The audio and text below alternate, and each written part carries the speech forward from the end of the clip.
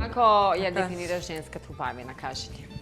Па не би сакала да звучи како клише, но вистина е така. Спојот меѓу внатрешната и надворешната убавина и негувањето на душата и телото во текот на целиот живот, кога секој човек нели еден максимум ќе даде во себе и на двете страни, да кажам, и надворешно и внатрешно, да биде добар како човек, да биде ценет во семејството, да биде ценет надвор, да се сака сами од себе си, нормално зрачи на поубав начин, а исто така и тоа што секогаш го потенцирам, дека жените не смеат да се запостават без разлика на бременостите, без разлика на возраста, дека навистина со овие методи што излегува последниве, можем да кажем 10 на 15 години, се враќа времето повторно да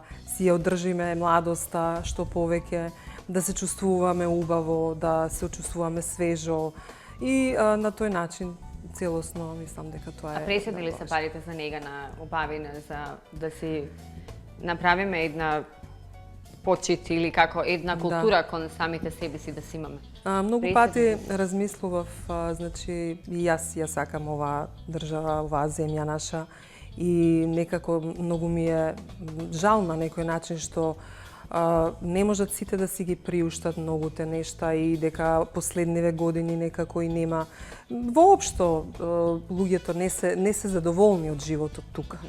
А камо ли сега да одат да се тинтрат, што би се рекла? Добро? Одат се уште некако си наоѓаат во себе и така и треба и оптимисти да бидеме сите и да тргне некако подобро за сите, но сепак мислам дека многу е важно секој човек да го работи тоа што го сака.